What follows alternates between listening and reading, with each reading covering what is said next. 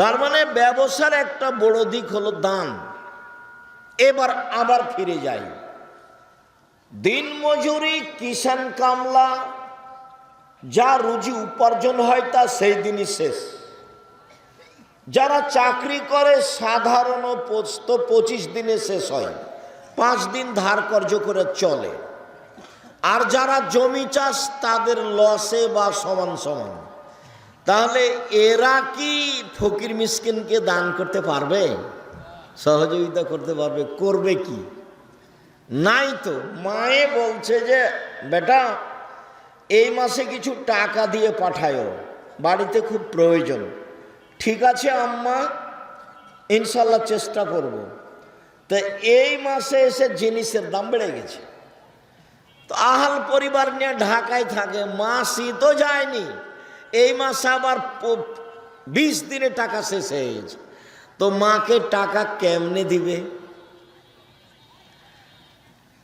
বাপ মাকে টাকা দেওয়ার একটাই পথ, অসহায় মানুষকে সহযোগিতা করার একটাই পথ, সেটা হলো ব্যবসা। ব্যবসা করেই আপনি মানুষের সহযোগিতা করতে পারেন। যার কারণে আমি বলেছি চকলেটের ব্যবসা। আমি চকলেটের ব্যবসা করতে বলিনি, আমি চকলেটের ব্যবসা মানে বলেছি সবচেয়ে কম পয়সার ব্যবসা, যাতে করে লোন নেওয়া না লাগে। লোন নিলে, ঋণ নিলে, ব্যাংকের টাকা উঠালে আপনার জানাজাই হবে না।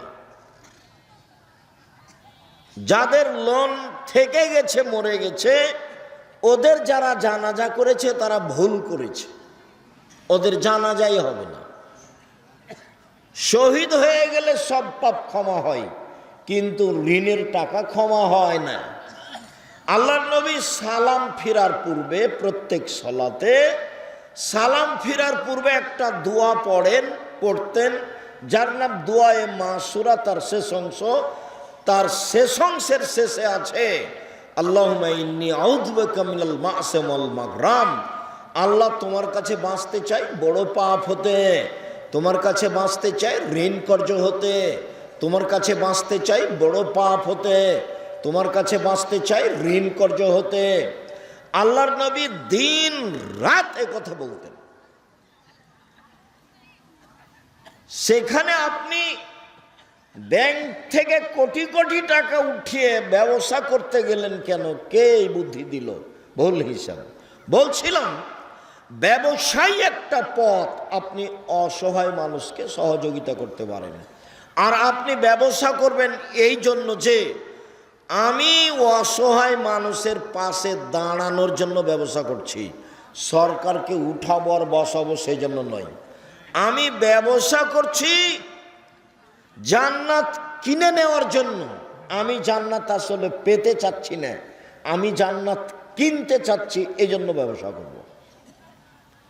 ব্যবসা করলে আমার জান্নাত কেনার পথ সহজ, বাকি উপার্জনের পথ দিয়ে জান্নাত কিনা সহজ নয়। এই জন্য আল্লাহ রাসূল বললেন যে সত্যবাদী ব্যবসায়ীরা কার সাথে থাকবে? নবীদের সাথে থাকবে। তখন আবার বহু বচন, নবীগণের সাথে থাকবেন, শহীদদের সাথে থাকবেন, সিদ্দিক সত্যবাদীদের সাথে থাকবেন। 3টা শব্দ একসাথে বলেছেন। এক, সত্যবাদী ব্যবসায়ীরা নবীগণের সাথে থাকবেন। 2, শহীদদের সাথে থাকবেন। 3, সত্যবাদীদের সাথে থাকবেন, যারা সিদ্দিক তাদের সাথে থাকবেন। ব্যবসা করলেই আপনি অসহায় মানুষের সহযোগিতা করতে পারবেন। ভারত, বাংলাদেশ, পাকিস্তানে ইসলামকে টিকিয়ে রাখার একটাই মাধ্যম হচ্ছে এই কওমি বেসরকারি মাদ্রাসা, যেখানে ছাত্র শিক্ষকের দুনিয়াবি কোনো লক্ষ্য নেই। আমি নিজে বলছি, আমি আব্দুর রাজ্জাক বিন ইউসুফ, আমি 1976 সালে মাদ্রাসায় পড়তে গেছি। এ আমার পড়ার সূচনা। 88 আগস্টের 20 তারিখ রোজ বুধবার বিকাল 3টে থেকে আমি শিক্ষক। 88 আগস্টের 20 তারিখ রোজ বুধবার বিকাল 3টে থেকে আমি শিক্ষক। ওই থেকে ওই পর্যন্ত কওমি মাদ্রাসায় পড়েছি। তখন আমারও লক্ষ্য ছিল না, আমার বাপ মায়েরও লক্ষ্য ছিল না যে বেশি পয়সা ইনকাম করতে হবে, বড় একটা ডাক্তার বা বড় একটা ইঞ্জিনিয়ার হতে হবে। আর সেই দিন থেকে না আজ অবধি আমার মাথায় কোনোদিন জাগেনি যে এরকম কিছু হয়ে পয়সা ইনকাম করতে হবে। বুঝাতে চাচ্ছি যে বেসরকারি কওমি মাদ্রাসার ছাত্র শিক্ষকেরা একমাত্র আল্লাহকে সন্তুষ্ট করার জন্য, পরকালের আশায় মানুষকে পরকালমুখী করার জন্য শিক্ষা অর্জন করেও করায়। অতএব এইসব প্রতিষ্ঠানের দান আপনার ওইরূপ কাজ দিবে। পতিতালয়ের মহিলা যদি কুকুরকে পানি পান করিয়ে জান্নাতে যেতে পারে, পতিতালয়ের মহিলা যদি কুকুরকে পানি পান করিয়ে জান্নাতে যেতে পারে, তো আপনি আটমল সালাফিয়া মাদ্রাসায়, যেটা শিরক মুক্ত প্রতিষ্ঠান, যেটা বিদাত মুক্ত প্রতিষ্ঠান, যেটা দল মুক্ত প্রতিষ্ঠান, যেটা সংগঠন মুক্ত প্রতিষ্ঠান, যেটা হিংসা মুক্ত প্রতিষ্ঠান, ভিতরে কেউ একটু কিছু করলে আমার জানা নাই। তো যেহেতু এখন জামিয়া সালাফিয়ার সাথে সম্পৃক্ত, জামিয়া সালাফিয়া বাংলাদেশের সর্ববৃহৎ প্রতিষ্ঠান, সবচেয়ে বড় প্রতিষ্ঠান, আয়তনে, শিক্ষক সংখ্যায়, ছাত্র সংখ্যায়, শিক্ষক গুণে, ছাত্র গুণে, যেই প্রতিষ্ঠানে শিরক নেই, বিদাত নেই, দল নেই, সংগঠন নেই, আপনার হিংসা নেই, হিংসা মুক্ত প্রতিষ্ঠান জামিয়া সালাফিয়া, দল মুক্ত প্রতিষ্ঠান জামিয়া সালাফিয়া, সংগঠন মুক্ত প্রতিষ্ঠান জামিয়া সালাফিয়া, শিরক মুক্ত প্রতিষ্ঠান জামিয়া সালাফিয়া, বিদাত মুক্ত প্রতিষ্ঠান জামিয়া সালাফিয়া, তার অন্তর্গত তার অধীনস্থ প্রতিষ্ঠান আটমল সালাফিয়া মাদ্রাসা।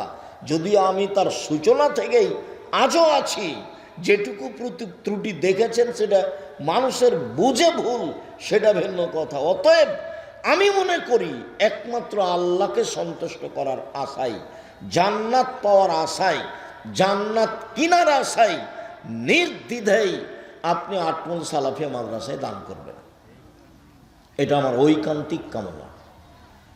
আমি শুনলাম সভাপতির মুখে যে এখন প্রায় 20 লক্ষ ঋণ হয়েছে কাজবাজগুলি করতে।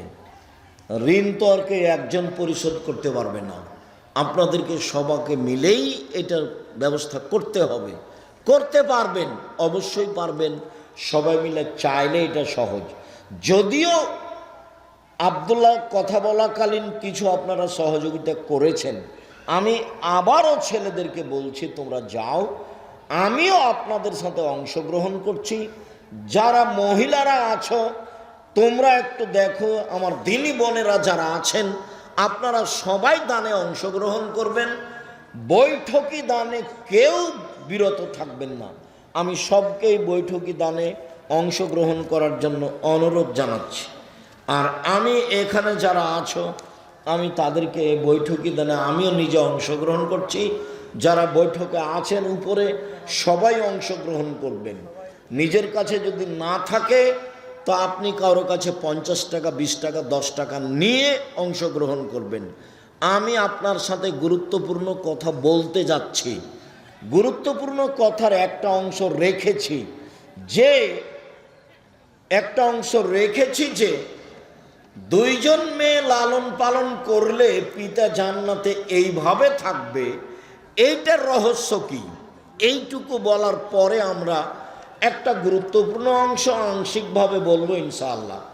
আমি আমাদের ছেলেদেরকে বলছি তোমরা মাঠে যাও, কেউ বিরত থাকবেন না। না থাকলে অল্প 20 টাকা, 10 টাকা, 100 টাকা, 500 টাকা, 50 টাকা, 1000 টাকা অবশ্যই অংশগ্রহণ করবেন। আমাদের মেয়েরা যারা আছো তোমরাও যাও। আমার দিনী বোনেরা যারা আছেন, জাহান্নাম থেকে বাঁচার পথ হচ্ছে দান। তখন আল্লাহ রসুল বললেন একটা খেজুরের ওই মূল অংশের নিচে যে আটি বীজটার উপরে সাদা অংশটা থাকে, যেটা একেবারেই সামান্য, এই পরিমাণ হলেও দান করে তোমরা জাযাকুমুল্লাহ খায়র। যে এই বৈঠকে সবাই অংশগ্রহণ করবেন। মানে জি, যদি ভুলেও কারোর কাছে পকেটে না থাকে এরকম হয়, তো আশেপাশে কারোর কাছে নিয়ে অংশগ্রহণ করবেন। আর যেটুকু দান করব সেটুকু পূর্ণ হবে, যেটুকু দান করব না সেটুকু ক্ষতি হয়ে যাবে। ও হবেই, আমি বুঝতে পারি আর না পারি, ক্ষতি হবেই। রাসূল সাল্লাল্লাহু আলাইহি সাল্লাম বলেছেন ক্ষতি হবে, অতএব ক্ষতি হবে। এই ছেলে, তোমরা বসো।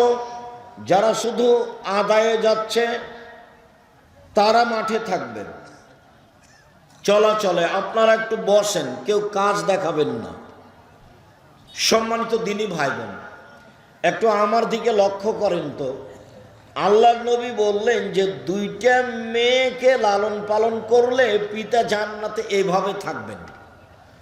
তো কথা তো অনেক বড়, মানে নবীর সাথে থাকার ব্যাপারে দুইটা মেয়ের লালন পালনের যত সুবিধা, এত সুবিধা ব্যবসাতেও নয়, এত সুবিধা এতিম পালনেও নয়, এত সুবিধা তাহাজ্জুদ পড়লেও নয়। কেন? তাহাজ্জুদ পড়লে একসাথে থাকা যাবে, ব্যবসা করলে একসাথে থাকা যাবে, সত্যবাদী ব্যবসায়ী। আবার এতিম লালন পালন করলে একসাথে থাকা যাবে।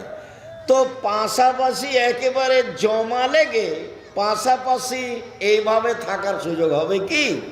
এইভাবে নয়, এইভাবে শুধু মেয়ে লালন পালন করলে।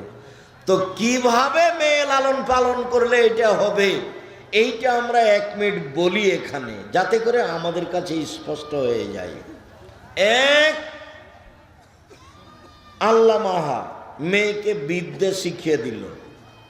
2, আদ্দাবাহা মেয়েকে শিষ্টাচার শিখিয়ে দিল।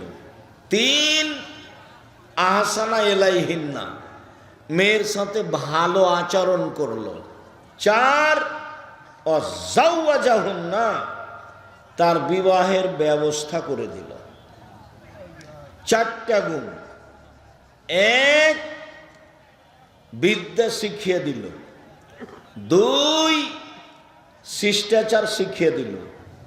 3, ভালো আচরণ করলো। 4, বিবাহ শাদীর ব্যবস্থা করে দিল। এই ছেলে, কে মোটরসাইকেল স্টার্ট দিল তোমরা দেখলে না? এখান থেকে মোটরসাইকেলটা স্টার্ট দিয়ে চলে যায় কিভাবে? তোমরা কি করো এখানে? বাহিরে নিয়ে যে মোটর স্টার্ট দিতে হবে, একটা অনুভূতি থাকতে হবে। সম্মানিত দিনী ভাই বোন, আমি আর আপনি ক্ষতিগ্রস্ত হয়েছি এখানে। বিদ্যা শিখিয়ে দিল বটে, কিন্তু শিষ্টাচার শিখাতে পেরেছে কি? নখে নেল পালিশ আছে, এইটা কি শিষ্টাচার হলো? নখটা বড় আছে, এইটা কি শিষ্টাচার হলো? ভুরু তুলে চিকন করা আছে, এইটা কি শিষ্টাচার হলো? দাঁত ছিলে সমান করা আছে, ফাঁকা ফাঁকা করা আছে, এইটা কি শিষ্টাচার হলো? পরচুলা দিয়ে খোপা বড় করা আছে, এইটা কি শিষ্টাচার হলো? শিষ্টাচার তো এটা ইহুদি খ্রিস্টানের। তাহলে পিতা শিষ্টাচার শিখালো কি, যার কারণে রাসূলের সাথে জান্নাতে এভাবে থাকা যাবে? সম্মানিত দিনী ভাই বোন, বলছিলাম আজকের সংক্ষিপ্ত কথা, সুদ। পাপের জগতে যেসব পাপের সরাসরি জাহান্নাম ঘোষণা হয়েছে, তার একটি বড় পাপ হচ্ছে সুদ। রাসূল সাল্লাল্লাহু আলাইহি সাল্লাম বলেন 7 শ্রেণীর মানুষ জাহান্নামে যাবে। 1, শিরক করে যে। 2, মানুষকে হত্যা করে যে। 3, সুদ খায় যে। 4, এতিমের সম্পদ খায় যে। 5, বাপ মাকে মানে না যে। 6, মিথ্যা সাক্ষী দেয় যে। 7, সন্তানকে হত্যা করে খাদ্যের ভয়ে যে। এরা সবাই জাহান্নামে যাবে। যাদের জাহান্নামের কথা আল্লাহ রাসূল হুবাহু সরাসরি উল্লেখ করেছেন। সম্মানিত দিনী ভাই বোন, পাপের জগতে যেগুলো সবচেয়ে বড় পাপ, সিরিয়াল রয়েছে, তার একটি বড় পাপ হলো সুদ। উল্লেখ্য যে সুদের জন্য যে ভাষা আল্লাহর নবী উল্লেখ করেছেন, পৃথিবীর কোনো পাপের জন্য আল্লাহ ওইরকম ভাষা উল্লেখ করেননি। পাপ তার চেয়ে বড় আছে, কিন্তু ভাষা এমন নয়। রাসূল সাল্লাল্লাহু আলাইহি সাল্লাম বলছেন, মাই ইয়াকুলু দিরহাম রিবা ওয়া ইয়ালাম আসাদ্দু মিন সিত্তাতি ওয়া সালাসিনা জিনিয়া। কেউ যদি জেনে শুনে 1 টাকা সুদ খায়, 36 বার জেনা করে যত পাপ হবে, 1 টাকা সুদ খেলে তার চেয়ে বেশি পাপ হবে। এই ছেলে এটা বাদাম নিয়ে ভিতরে যাচ্ছে কেন?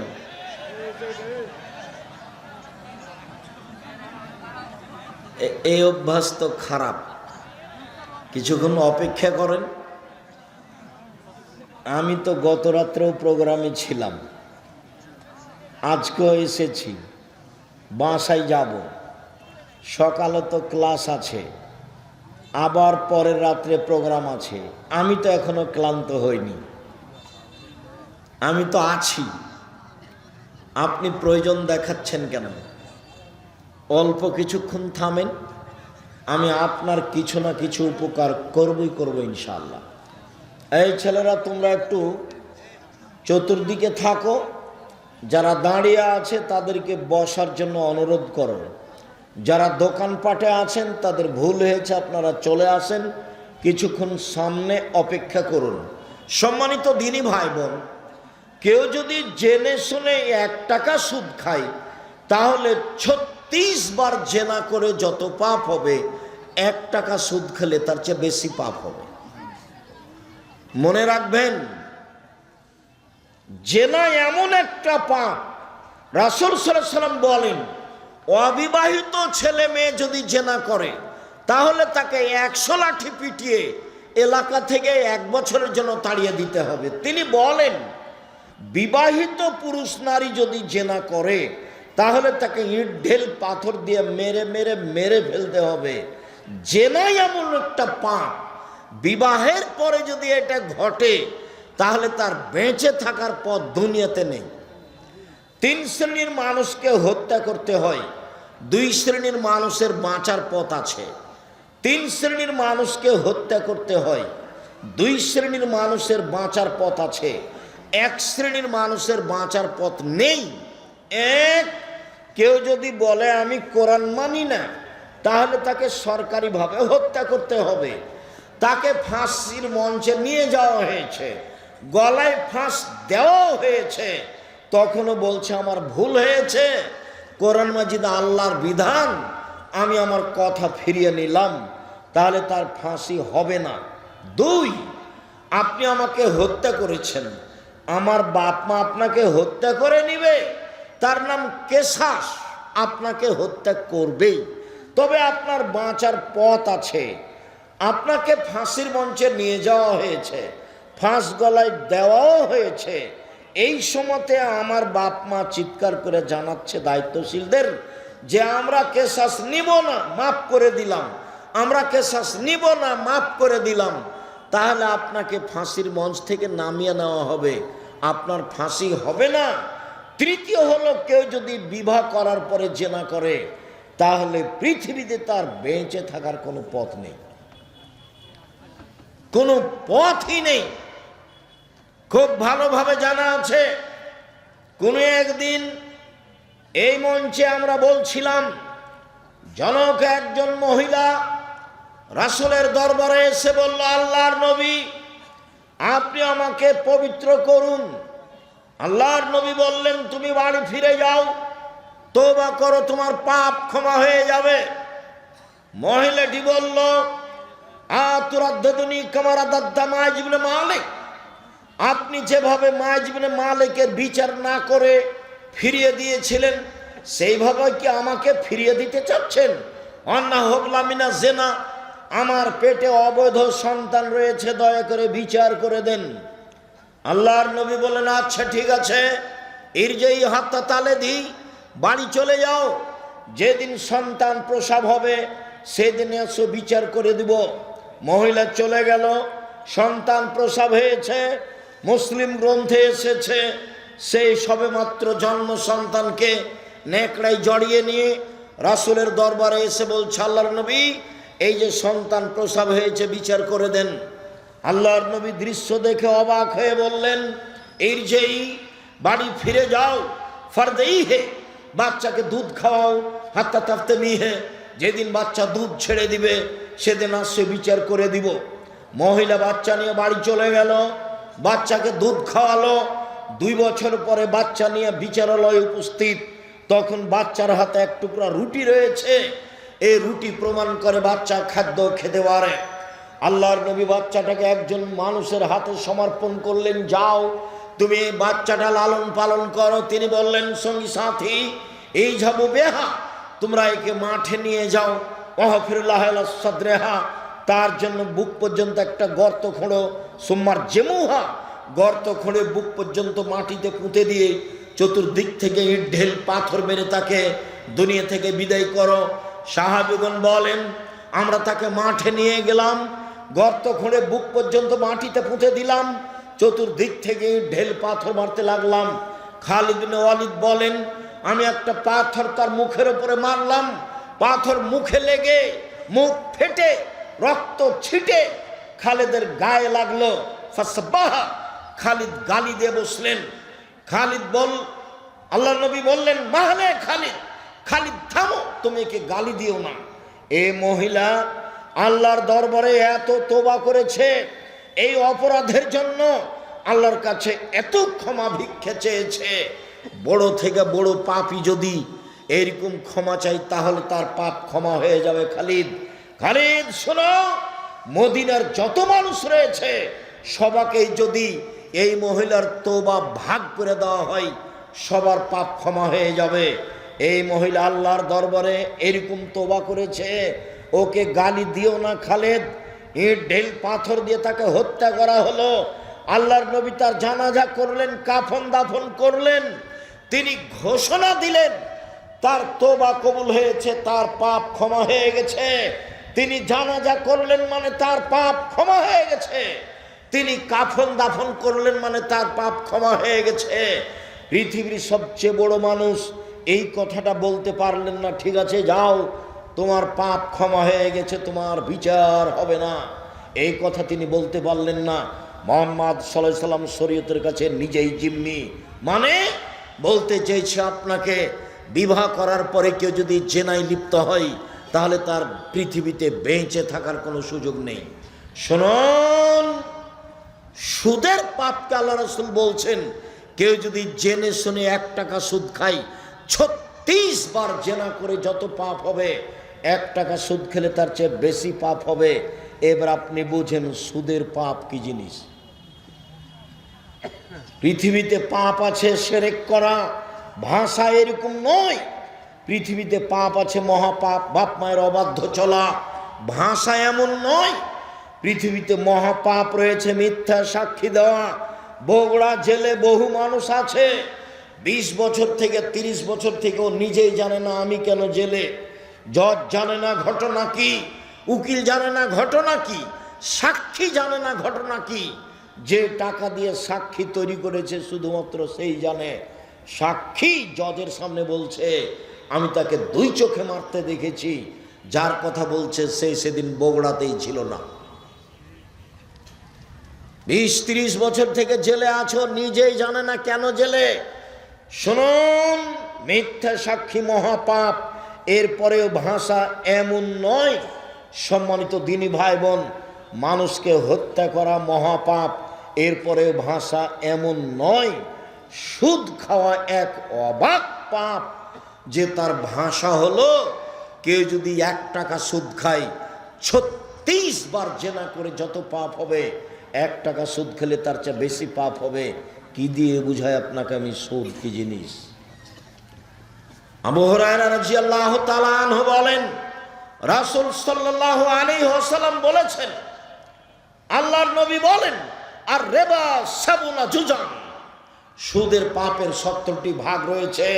ছোট থেকে বড়, বড় থেকে ছোট, সুদের পাপের 70টি ভাগ রয়েছে। ছোট থেকে বড়, বড় থেকে ছোট। এর সবচেয়ে ছোট ভাগ হলো মার সাথে জেনা করলে যেমন পাপ হয়। নেন এবার, আপনার স্ত্রী তো কিস্তিতে টাকা তুলেছে, ভিক্ষা করে খাবেন। এখানে এসেছেন কেন? আমি ভিক্ষা করে খেতে বলিনি, এটা হলো নিন্দে। যাদের বাড়ি বগুড়া, রংপুর, লালমিনহাট, টেনফামারি, কুড়িগ্রাম, পঞ্চগড়, ঠাকুরগাঁ, গাইবান্ধা, জয়পুরহাট, এইসব লোককে আমি মাঝে মধ্যে এই জন্য বলি যে এইসব জেলায় যদি মেয়েরা, বোনেরা ভাইয়ের কাছে জমি চায় তাহলে মাথা খারাপ হয়ে যায়, ওটা অপরাধ। তখনই আমি বলেছি ভিক্ষা করে খাবেন। বোনকে জমি দিবেন না মানে? কেন দিবেন না? আপনি জমি পাবেন সকালে আর বনে জমিন পাবে বিকালে, হিসাবে এরকম না একসাথে?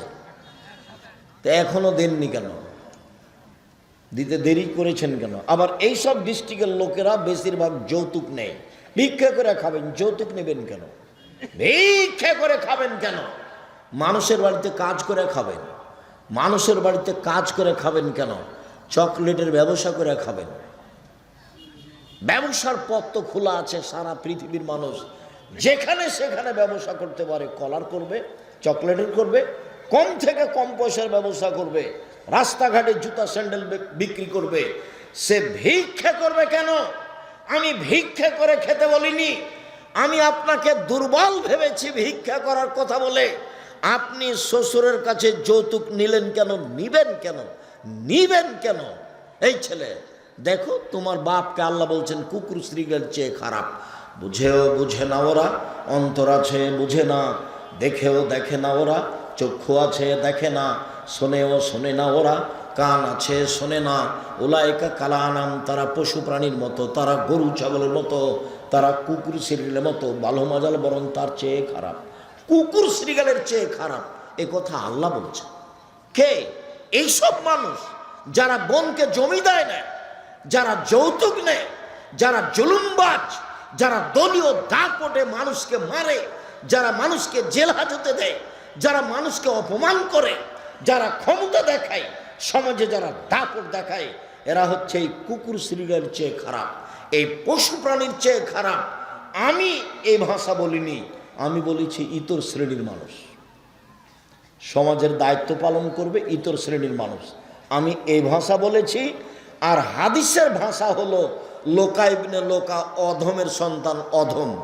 আর বগুড়া, জয়পুরহাটে এই ভাষা হলো যেদিন সমাজের দায়িত্ব পালন করবে বেন্যার বাচ্চা বেন্যা। আর চাঁপাইনবাবগঞ্জ, রাজশাহীতে এই ভাষা হলো যেদিন সমাজের দায়িত্ব পালন করবে ছোট লোকের বাচ্চা ছোট লোক। আর যদি ঢাকায় যান তাহলে সে ভাষা আমি নকল করতে পারি না।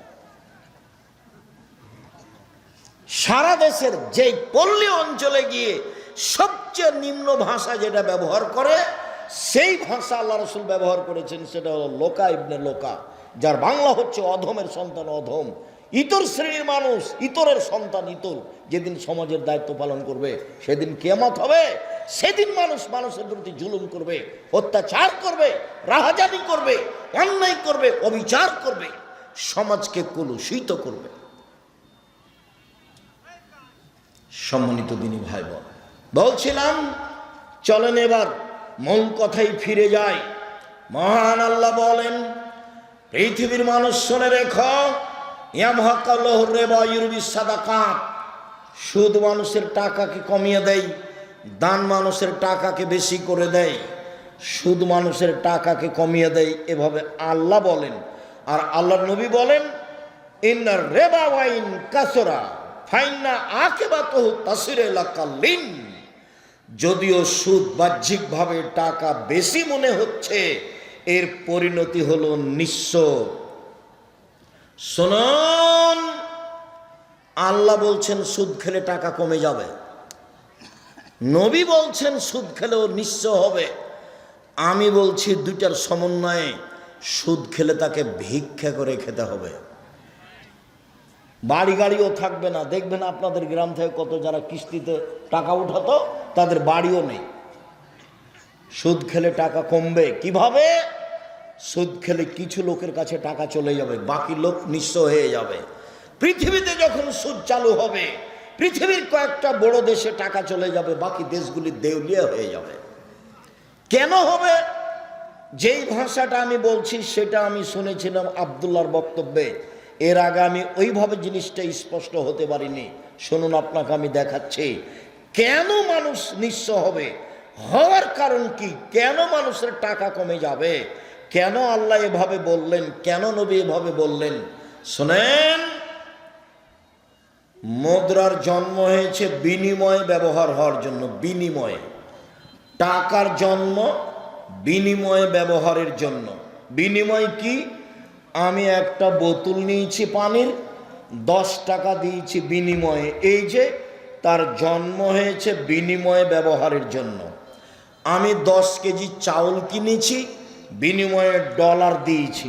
এই যে ডলারের জন্ম হয়েছে বিনিময়ে ব্যবহারের জন্য। আমি 1 কাপ চা নিয়েছি, আমি বিনিময়ে দিয়েছি রিয়াল, টাকা। এই যে মুদ্রা বিনিময়ে ব্যবহারের জন্য জন্ম হয়েছে।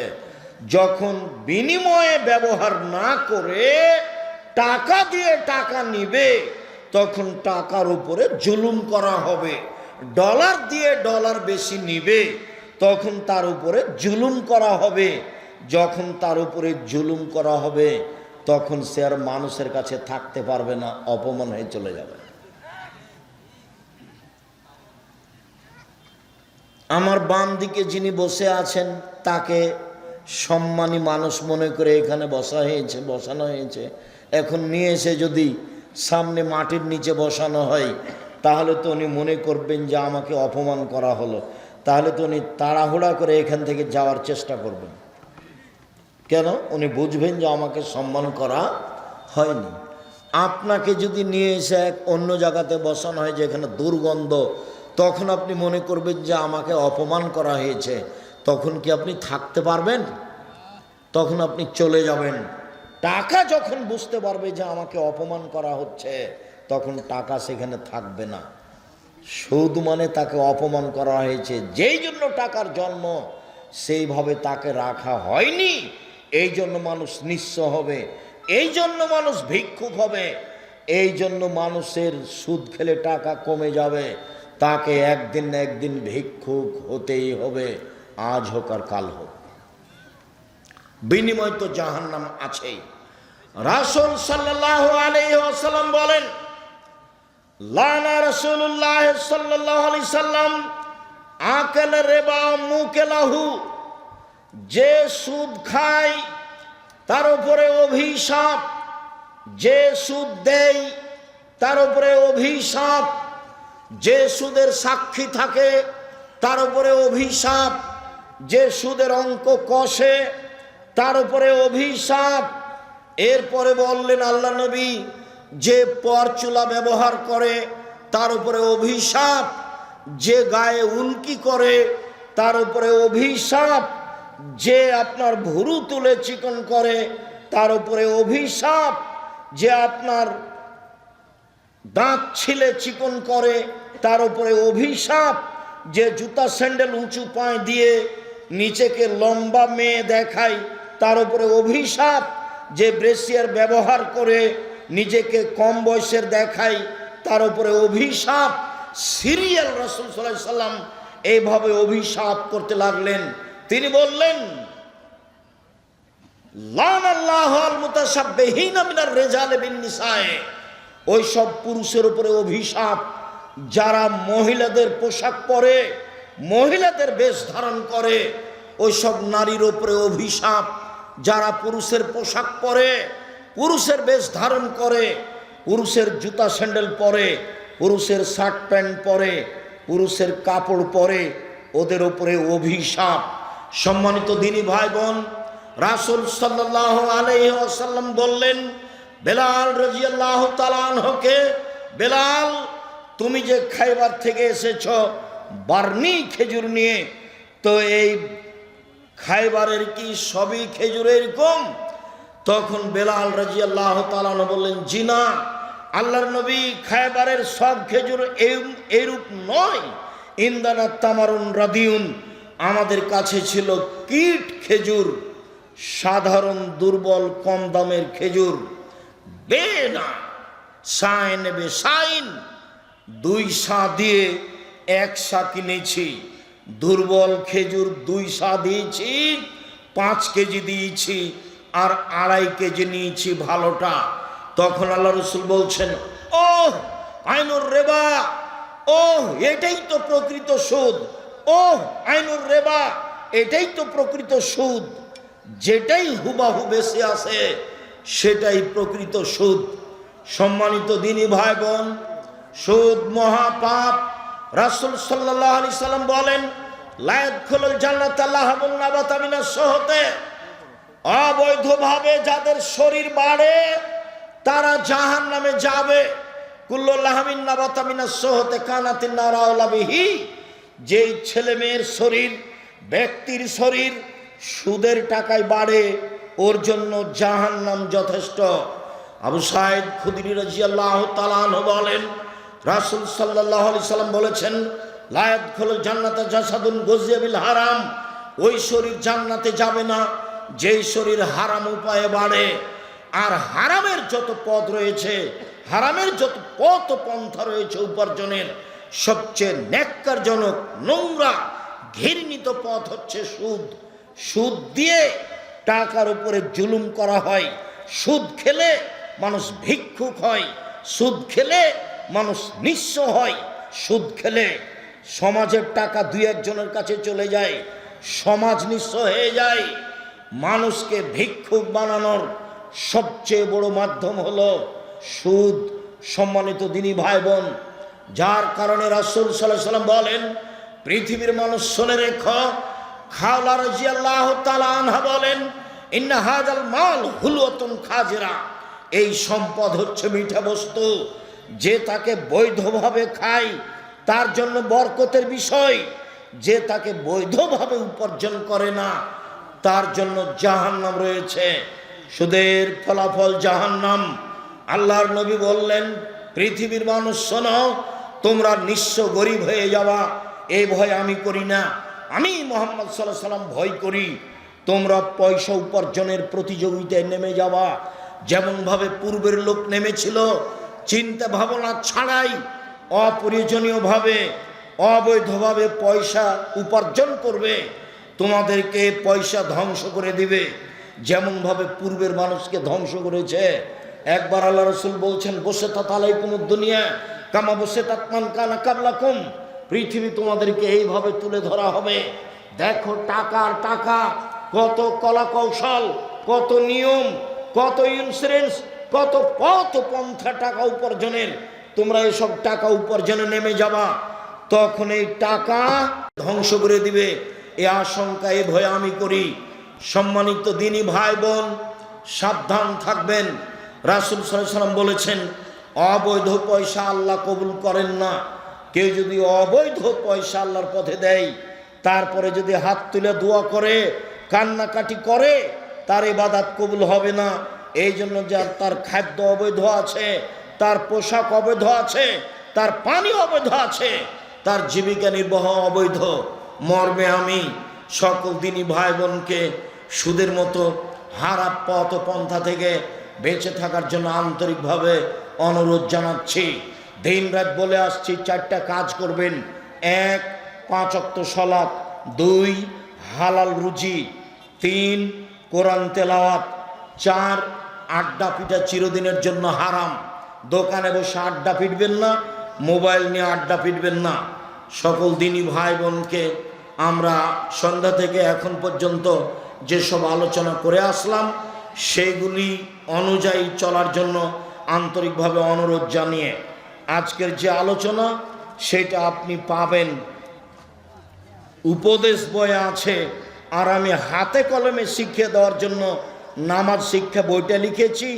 আর আল ইতিসাম পত্রিকা একটা ফ্রি পাওয়া যাবে, একটা কিনলে আমি নিজে কিনেছি ফ্রি দেওয়ার জন্য। আর এই ফতোয়া সিরিজ বইয়ে 1000 ফতোয়া আছে, যেটা মুফতিদের মাধ্যমে আমি নিজে বৈঠকে থেকে সংশোধন করে এই বই বের করা হয়েছে।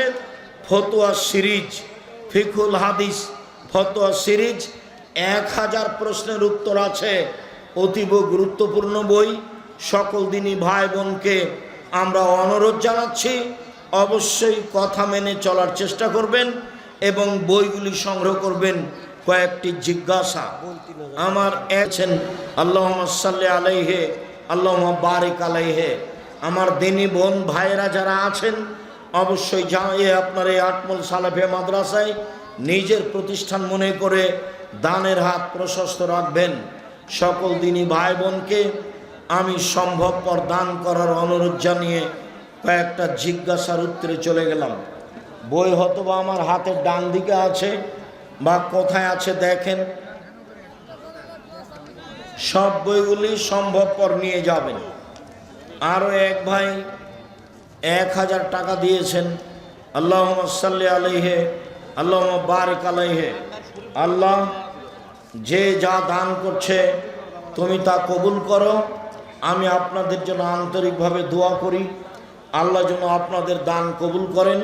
আল্লাহুম্মা সাল্লি আলাইহি আল্লাহুম্মা বারিক আলাইহি। সত্য অবিরম স্বামী সরকারি চাকুরিজীবী ছিলেন।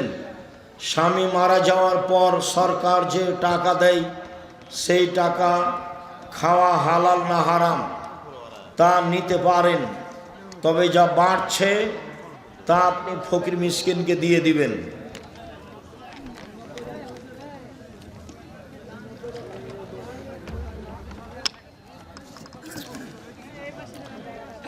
শাইখ মেয়ে দেখার সময় ছেলের সঙ্গে কে কে যেতে পারবে? তার বোন, তার মা যেতে পারে, ভাই পিতা নয়। হুজুর আমি প্রায় সব সময় অসুস্থ থাকি, আমার জন্য একটু দোয়া করবেন। আল্লাহুম্মা সাল্লি আলাইহি বারিক আলাইহি আজহিবিল বাস রব্বান নাস আসফান্তা সাফিলা সেফাইল্লা সেফাগুর সেফলাইদুর সাকামা। শায়েখ আমার স্ত্রী অসুস্থ, আপনার কাছে দোয়া চেয়েছে, আন্তরিকভাবে দোয়া করি। আজহিবিল বাস রব্বান নাস। বিদেশ থেকে একজন 10,000 টাকা দিয়ে দোয়া চাইছে। বিদেশ থেকে এক ভাই 10,000 টাকা দিয়েছেন। আল্লাহুম্মা সাল্লি আলাইহি আল্লাহুম্মা বারিক আলাইহি। আল্লাহ তুমি তাকে হেফাজতে রাখো, তার অর্থ সম্পদে বরকত নিরাপত্তা দান করো। আপনি যে স্টেজে বসে আছেন সেই স্টেজের জিনিসপত্র 3টি দুর্গা পূজায় ব্যবহার করা হয়েছে। ওর টাকা হারাম, ওইগুলো জিনিসটা হারাম নয়,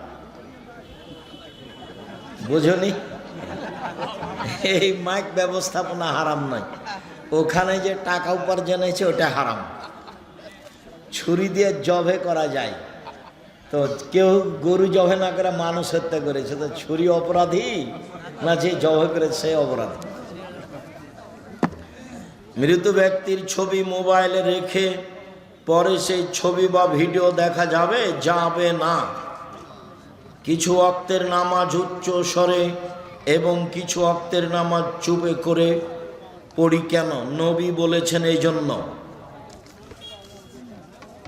কোন কোন কাজ করলে রোজা নষ্ট হয় না? তোমার জিজ্ঞাসা ভালো নয়। ফেতরার পরিমাণ কত? 2.5 কেজি। রমজানে তারাবির নামাজ কত রাকাত? 8 রাকাত। আইনে রাসূল সাল্লাল্লাহু আলাইহি সাল্লাম বইয়ে ফরজ সালাত পর প্রায় 16-17টি দোয়া আছে। ফরজ সালাতের পর কেন? আচ্ছা ঠিক আছে, সালাম ফের পরে 16-17টি দোয়া আছে, কিন্তু সুন্নাত বা নফল নামাজ পর কোনো দোয়া লেখা নেই। এগুলো দোয়াই পড়বেন, একই দোয়া সালাম ফেরার পরে। হিন্দুদের দোকানে যায় জালসা করা টাকা চাওয়া যাবে কি? টাকা যে কোনো মানুষ দিতে পারে, হিন্দু মুসলমান বৌদ্ধ খ্রিস্টান সবাই। আমার ছেলের বয়স থেকেও অনেক ছোট,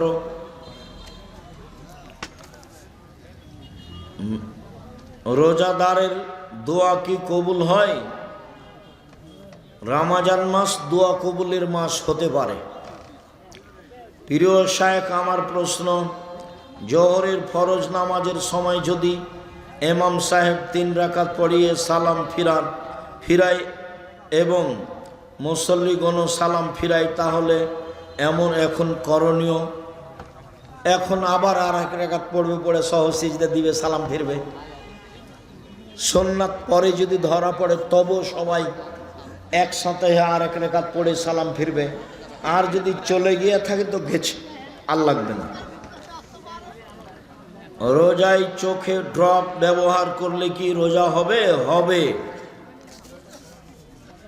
কাজের বিনিময়ে বিড়ি আদান প্রদান কুফল বর্ণনা করুন।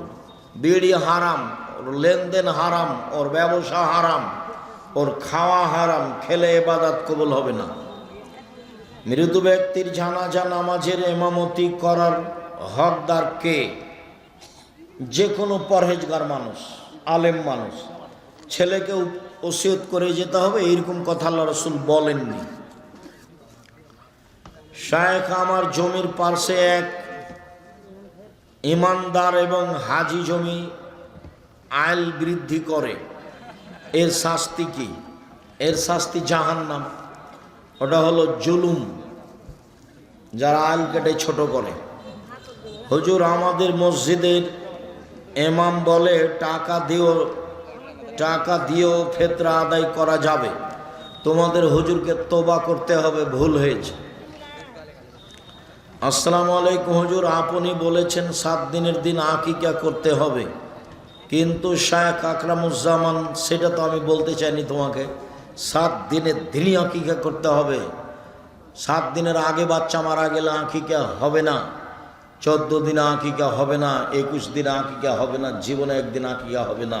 এটাই চূড়ান্ত। তোমার মাথায় অন্য কথা জাগে কেন? আমল করতে পারো না? হুজুর আমাদের মসজিদের নতুন স্টিলের খাট কিনা হয়েছে, এখন কাঠের পুরাতন খাটটি কি করবো? জ্বালিয়ে দাও। কি লেখা আছে? ঈদগাহ মাঠে সম্মিলিত মোনাজাত করা যাবে কি না? ঈদগাহ মাঠে সম্মিলিত মোনাজাত বিদআত। রমজানে গীবত করলে কি রোজা নষ্ট হয়? হয়, নেকি হবে না, ও তো জাহান্নামে গেছে। কাজের চাপে সিয়াম না রাখলে কি গুনাহ হবে? হবে। হুজুর বিবাহের জন্য মেয়ের কি কি দিক দেখতে হবে? পরহেজগার কিনা 5 জনকে জিজ্ঞাসা করো, খুব তাকওয়াশীল কিনা পাড়া প্রতিবেশীকে জিজ্ঞাসা করো, পরহেজগার কিনা এটা দেখবা। জাকাত কি রমজানে দিতে হবে? রমজানে দেওয়া ভালো, যে কোনো মাসে দিতে পারেন। কাজা রোজা কিভাবে আদায় করতে হবে? যেদিন পারবেন সেদিন করবেন। রমজানে কোরআন খতম করার ফজিলত কি? ভিন্ন কোনো ফজিলত নেই, অতিরিক্ত নেকি হতে পারে। এই যা রাসূল রমজান মাসে বেশি বেশি কোরআন তেলাওয়াত করতেন। ইতিকাফ কি? ইতিকাফ কত প্রকার? ইতিকাফ শেষের দশক, বাড়িতে না গিয়ে, জানাজায় না গিয়ে, রোগ অসুস্থ ব্যক্তিকে দেখতে না গিয়ে একটানা মসজিদে থাকবে, ইবাদতে থাকবে, তার নাম ইতিকাফ। গ্রামের কাউকে না কাউকে ইতিকাফ করতেই হবে এই কথা মিথ্যা। অন্য গ্রাম থেকে লোক ধার করে নিয়ে আসতে হবে, এইটাও মিথ্যা। শুক্রবারের দিন কিংবা অন্য দিন মুসল্লিরা প্রথম কাতারে ফাঁক ফাঁক হইয়া 10-12 জন দাঁড়ায়, দ্বিতীয় কাতারে 7-8 জন দাঁড়ায় ও তৃতীয় কাতারে 3-4 জন দাঁড়ায়। হাদিসে আছে কাতারের মধ্যে দিয়ে প্রবেশ করিলে ঘাড় মটকানোর গুনাহ হবে। তোমার জিজ্ঞাসাটা মনে হয় ঠিক হয়। কোনো মৌলানা সাহেব বলেন যে ইংরেজি বাদ্য বাজানো যাবে। ইংরেজি বাদ্য বাজানো যাবে? গান বাজনা বাদ্যযন্ত্র হারাম। ভূমিকম্প হচ্ছে গান বাজনার কারণে, মেয়েদের নাচের কারণে, আর বিড়ি তামাকের কারণে। এই 3টা কারণ। ভূমিকম্প হবে 3টা পাপের কারণে।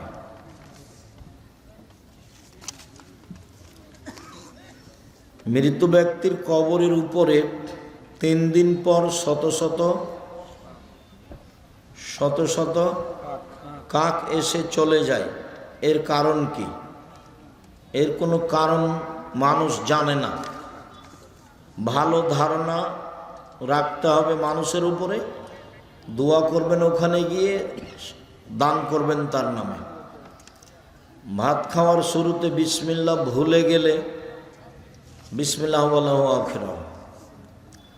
আমাদের যৌথ পরিবার এমন অবস্থায় পূর্ণ পর্দা করা সম্পূর্ণ এখন পর্যন্ত সম্ভব হয় নাই। আমাদের বাসাও তো বউয়েরা আছে, 3 জন আছে, সবাই আছে, আব্দুল্লাহ, আব্দুর রহমান, আব্দুর রহিম আছে। আমাদের তো সরিষার সমপরিমাণ পর্দার ব্যতিক্রম আমরা দেখতে পাই না। এখন তোমার যে কেন হয় না? মহিলারা স্বামী তালাক করতে পারবে কি না? খোলা তালাক নিতে পারবে। কাজীর কাছে গিয়ে খোলা তালাক লেখে নিয়ে ওর কাছে পাঠিয়ে দিবে, আর যদি মোহর কিছু নিয়ে থাকে তো দিয়ে পাঠিয়ে দিবে। 30 দিন পরে অন্য জায়গাতে বিবাহ বসবে। আর স্বামী যদি তালাক দেয় তাহলে 90 দিন থামতে হবে। জামাত শুরু দেখিয়া টুপি ছাড়া 1 রাকাত সালাত পড়ার পর স্মরণ হলো টুপি মাথায় নাই, আর টুপি দিতে হবে না মাথায়, সালাত শেষ হোক। এই প্রশ্ন কমাও। আমি ভুল করে আমার মেয়ের জন্য 2টি ছাগল আকিকা দিয়েছি, ভুল হয়েছে, আল্লাহ মাফ করো। ইশরাকের নামাজ সপ্তাহে কয়দিন পড়া উত্তম? সপ্তাহে হিসাব নেই, মাঝে মধ্যে পড়বেন। ফরজ নামাজের পর একাকী মোনাজাতের অনেক হাদিস, যখন ভালো লাগে করেন।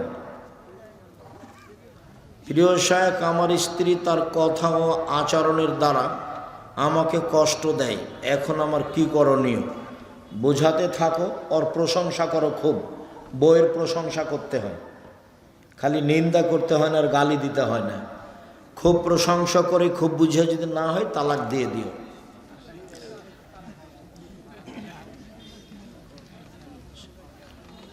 হুজুর আব্দুর রহমান আসেনি কেন? আব্দুর রহমানের নাম আছে? ওকে আজকে একটু অসুস্থ ভাব দেখলাম। আচ্ছা আচ্ছা। আসসালামু আলাইকুম প্রিয় শায়েখ, আমি আপনার সাথে দিনের দাওয়াত দিতে চাই। ইসলামের জন্য আপনার সাথে থেকে কাজ করতে চাই। যাও জামিয়া সালাফিয়া, দেখো অনেক ছেলেরা আছে, তোমার এদের সাথে কোনো কাজ হয় কি না। আবদুল্লাহর তো মক্তব চালু আছে, একবারে টেকনাফ থেকে তেঁতুলিয়া পর্যন্ত, এখন পর্যন্ত 650 মক্তব চলে। থাকা ফ্রি, খাওয়া ফ্রি, যাওয়া ফ্রি, আসা ফ্রি, বই ফ্রি। কখন যেতে হবে ওদের সাথে যোগাযোগ রাখো, যে প্রশিক্ষণ নাও, থাকো, খাও। মোয়াল্লিম আমাকে বললেন মদিনায় তোমাকে কমপক্ষে 8 দিন থাকতে হইবে এবং 40 ওয়াক্ত নামাজ পড়তে হইবে। মোয়াল্লিম অপরাধ করেছে, মোয়াল্লিমকে আল্লাহর কাছে ক্ষমা চাইতে হবে। আপনার ভুল হয়েছে। মন চাইলে মদিনায় যাবেন, না চাইলে যাবেন না। মদিনায় হজের কিছু নেই। আল্লাহ তুমি আমাদের কবুল করো, যারা মারা গেছে তাদের ক্ষমা করো। আটমল মাদ্রাসার সাথে উল্লেখযোগ্য হুমায়ুনের আব্বা তোয়াব ভাই, নূর মোহাম্মদ মাস্টার, আর খায়বার ভাই, মাস্টার সাহেব, আরও অনেকেই যারা জড়িত ছিলেন, আমি অনেকের নাম জানি না, মারা গেছে। আল্লাহ তুমি তোমার দরবারে অন্তর থেকে তাদের দরবারে তাদের জন্য ক্ষমা চাচ্ছি। তুমি তাদেরকে ক্ষমা করো, তাদের কবরের শাস্তি মাফ করো, তুমি তাদের কবরকে প্রশস্ত করো। আমাদের আটমল সালাফিয়া মাদ্রাসার সাথে এতদা অঞ্চলের যত পুরুষরাই জড়িত আছে, যারা চলে গেছে, তুমি তাদের কবরের শাস্তি মাফ করো, তুমি তাদের কবরকে প্রশস্ত করো, আলোকিত করো। এতদা অঞ্চলে এবং আমার সকল দিনী ভাই বোন যারা অসুস্থ, বাড়িতে হাসপাতালে, তুমি তাদের আরোগ্য দান করো, সেবা দান করো। আমরা যারা বিভিন্ন জায়গায় আছি, তোমাকে সন্তুষ্ট করতে চাই, আমাদের ভুল ত্রুটি ক্ষমা করো, আর তুমি আমাদেরকে তোমার রাসূলের পদ্ধতি অনুযায়ী চলার তৌফিক দান করো। বিশেষভাবে সুদের মতো হারাম পাপ থেকে রক্ষা করো। আটমল সালাফিয়া মাদ্রাসা কবুল করো, এটাকে তুমি আমাদের পরকালের বিনিময় হিসাবে কবুল করো।